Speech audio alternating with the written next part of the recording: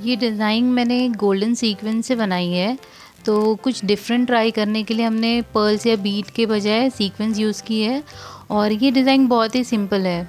इसमें सिर्फ ये ध्यान रखना है कि steel crochet hook easily pass हो सके सीक्वेंस में से।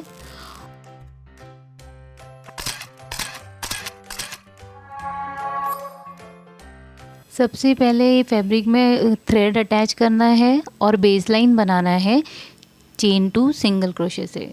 तो ये चेन 1 2, अब फैब्रिक में जाकर सिंगल क्रोशे से हम इसे अटैच करेंगे।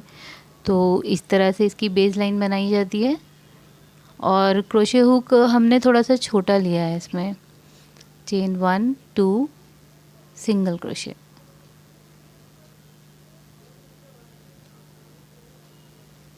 बेस लाइन कंप्लीट होने के बाद टर्न करेंगे और ऐसे ही कंटिन्यू करेंगे हमारा वर्क।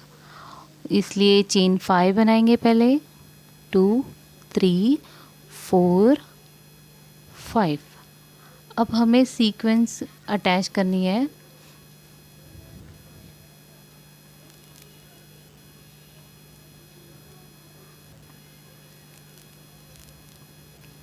स्टील के क्रोशे हुक में से हमें पहले सीक्वेंस ऐसे डालनी है, पास करनी है, उसे होल्ड करना है और थ्रेड को रैप करके होल में से पास करना है हमें। बेसिकली एक सिंगल क्रोशे बनाना है हमें और इसे अटैच करना है।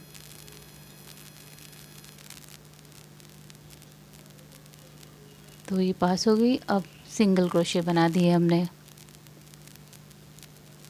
सिंगल क्रोशे बनाने के बाद हमें फिर से चेन 5 बनानी है, 2 3 4 5। चेन 5 बनाने के बाद एक चेन 2 स्पेस को हमें स्किप करना है और नेक्स्ट स्पेस में जाकर सिंगल क्रोशे बनाकर इसे अटैच कर देंगे। और अभी सिर्फ यही स्टेप को फॉलो करेंगे, रिपीट करेंगे और जितनी हमें लेस चाहिए बनाते जाएंगे। चेन 1 2 3 4 5। अब सीक्वेंस अटैच करनी है।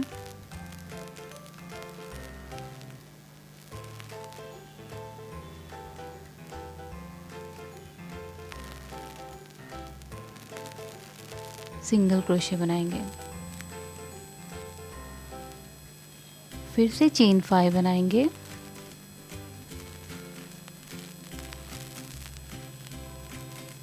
एक चेन 2 स्पेस को स्किप करेंगे, 1 चेन 2 स्पेस को, नेक्स्ट में सिंगल क्रोशे। तो बिल्कुल यही स्टेप को फॉलो करें और जितनी लेस चाहिए बनाते जाएं आप।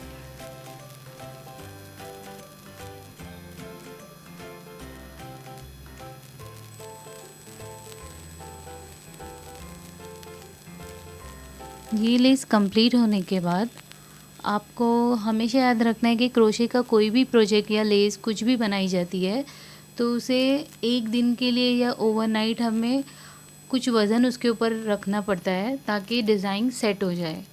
एक बार डिज़ाइन जब सेट हो जाती है तो हमेशा के लिए फिर वो वैसी ही डिज़ाइन रहती है।